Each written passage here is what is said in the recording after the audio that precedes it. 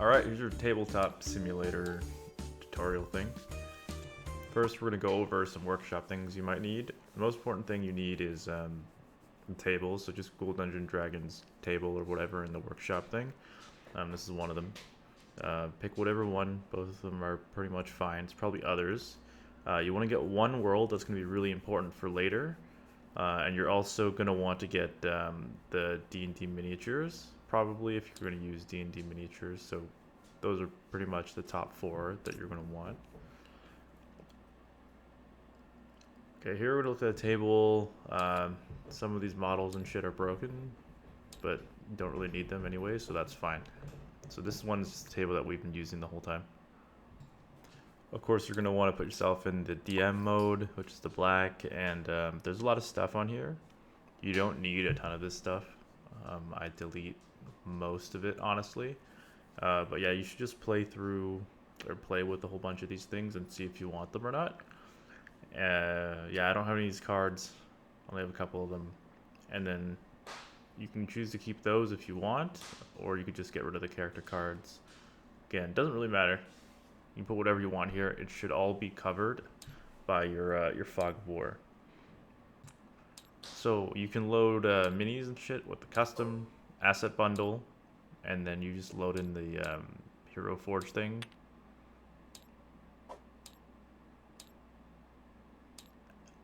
And there you go. You got your thing. You got your mini. And usually when you load things in, they automatically snap to a grid. You can turn that off by just right-clicking it, toggling, and then just unselecting those. I like doing that because when I load in maps, it usually doesn't really follow the map. So that's that. The next thing I'm going to show you is probably the most complex part of doing DMing on Tabletop Simulator. You don't have to do this, but I use OneWorld. It makes things easier for me, but it takes some time to kind of learn. So open up OneWorld search and then spawn in this hub. Just click on it, dump it somewhere. And now you're gonna need the board, so that bottom 2, you're gonna grab that and you're gonna throw these on top of the board. Okay, it's backwards, so just flip that around. You hit I to start the programming of it. You're gonna have 2 of them. And then wait till I put these fucking boards on. Okay. There you go. Now you have to rename the bags. Just rename it to whatever your campaign is, or just do whatever you want. Just make sure they're both the same. And then hit the I again. And now you are using the thing. Okay, you have to lock it, then you're using the thing. This is how you're going to load in all of your maps. So let's say you created a map or downloaded or whatever. You hit that arrow, you hit new. And now you can load in that image and make it a map. You can either load it straight from the internet by getting a link, or you could have it in a file. So just a PNG or a JPEG or whatever. Hit cloud, you don't hit local. If you hit local, it's just on your own computer. So make sure you hit cloud so that everyone can see it. I changed the name to whatever it is, and then you just pick up the tile and drop it on there while this thing is initialized. And there, it puts this thing out onto the table. Obviously the orientation is kind of fucked up right now. Luckily for you, there's a fit frame button there that usually spins it around and puts it in the right orientation. So there you go, it's fixed on the table. And yeah, you have the map and that token. So I'm just gonna do another one to show you how to do it again, and then show you how to interact with each other using these things. So I'm just gonna put on another map, name it whatever, drop it on here, and I loaded another map, rotate it with fit frame. Now it fits. Okay, now I've got 2 tokens. Those are pretty much hyperlinks.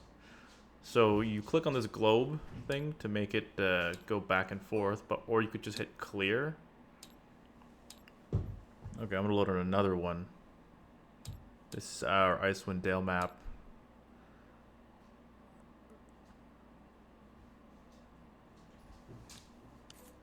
Drop that shit in. And now we're going to place tokens on the map itself.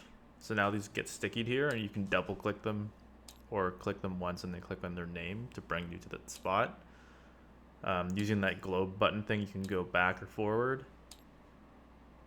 So this is how you navigate between everything.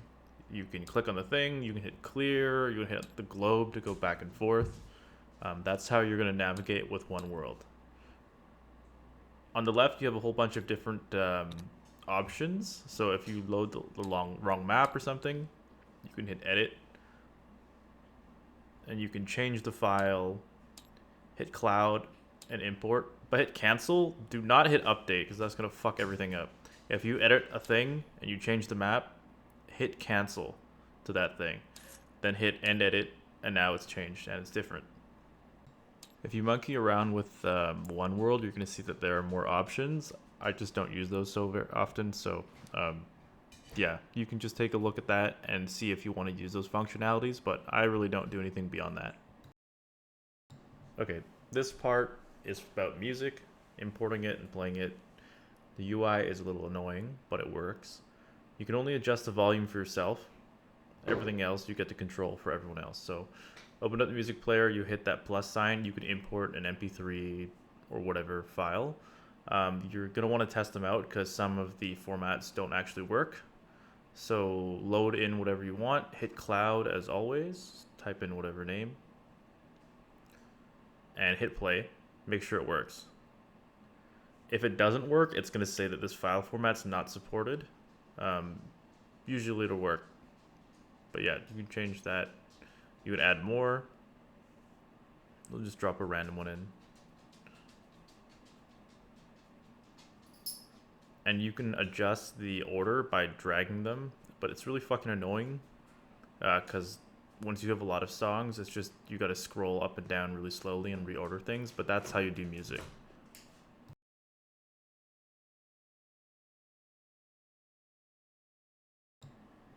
Here I've loaded up my own board. There are many like it, but this one is mine. So this is how I set things up. I added a couple things on the left, and I got rid of a lot more other things. I also made this board here to cover up OneWorld because you can actually see that through the fog of war. That might be something you want to do. I have this thing. This thing creates different grids when you click on them. So if you click it once, it goes to smallest, and then if you keep clicking it, it changes in size. I found that at the OneWorld workshop file, so just go to OneWorld, search it, and it's called Flip Me. If you flip it, it can be hexes or it could be squares, so it depends on what you want. So just literally spawn it in and flip it. I grabbed these condition tiles from the original board, I think, or one of them. So just drag them over here, and then you can pull an infinite amount of them. And this part is about fog of war. So let's say you want to cover your board and you want to reveal it slowly. Well, you pick fog of war from that third bar and you drag it all the way over your map. Then you hit a different tool and it'll actually take effect. So I'm going to change to a different color. And you can see that this kind of doesn't work with these models, but it works for everything else.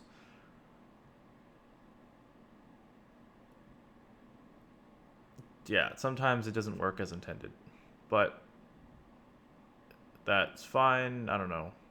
Fuck it. Whatever. Going back to GM mode, this is how you reveal stuff. So just pick up any object, right click it, and hit reveal fog of war. And now you can change the settings by going to the revealer up top and change the range and depth and whatever. So you just have to drag it along and change it. It's sometimes difficult for you to actually tell what you've revealed and haven't revealed. So it helps to just move into a different color and then take a look. But otherwise, it's pretty simple.